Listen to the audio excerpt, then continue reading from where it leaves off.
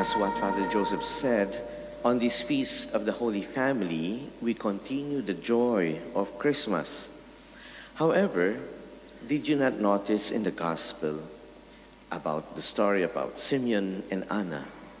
Plain and ordinary Simeon and Anna.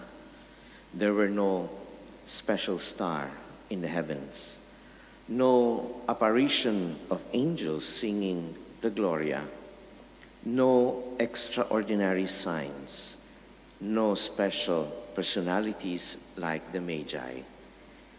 Anna and Simeon, they were both ordinary people. Joseph and Mary brought the child in the temple to perform the customary ritual. Simeon and Anna saw the child in all its simplicity and earthiness, and the baby was enough. They believed and concluded the promise of long ago is now fulfilled. Here we get to see Jesus as ordinary as any baby can be. Here we get to see the humanity of God. That our God comes in plain and ordinary ways.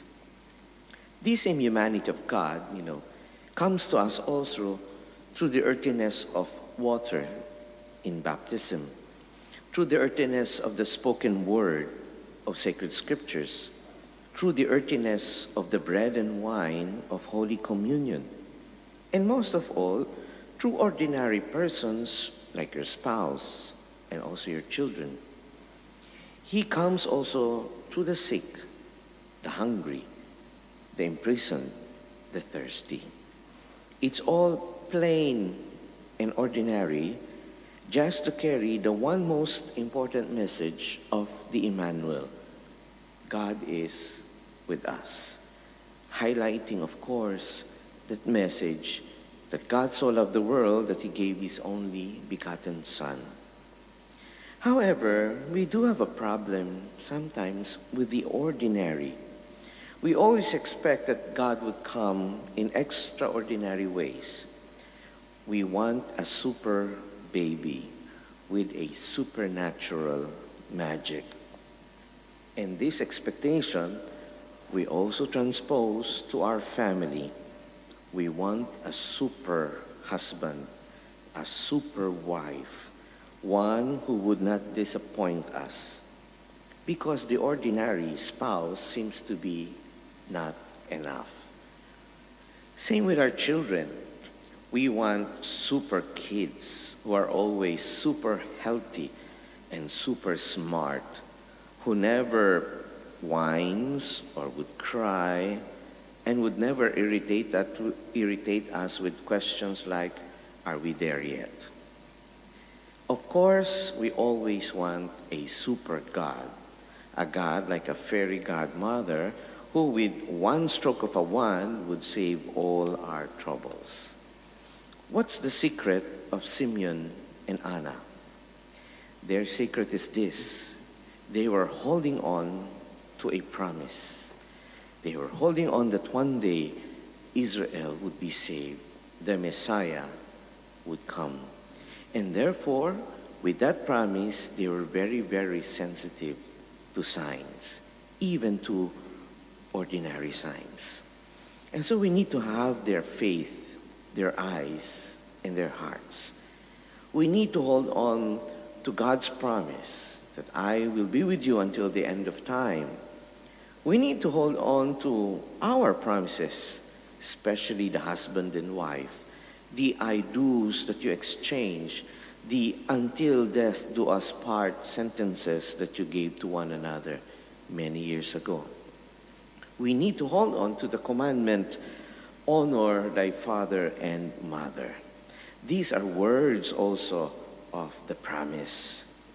We are happy that couples are now in front of us celebrating years of being made one in the sacrament of marriage. One can say, how time flies. Remember when you were lovers, you were young fools so in love with one another. Now, as you age, you will become old fools hoping that you're still in love with one another. Our aim is to be like Anna and Simeon, to become holy old fools. And they have a secret also as holy old fools. There's one spiritual writer who said that the holy old fool's spiritual vocabulary will be reduced to 3 simple words in order to continue their holiness. And what are these 3 simple words? Forgive, forgive, forgive. 3 simple words, the secrets of holy old fools. Your husband is not perfect. Forgive, forgive, forgive. Your wife is also not perfect. Forgive, forgive, forgive. Much more, your children are far from being angels and cherubims. Forgive, forgive, forgive. Then our hearts will become sensitive to the sacred, to what is holy, that is hidden in the ordinary.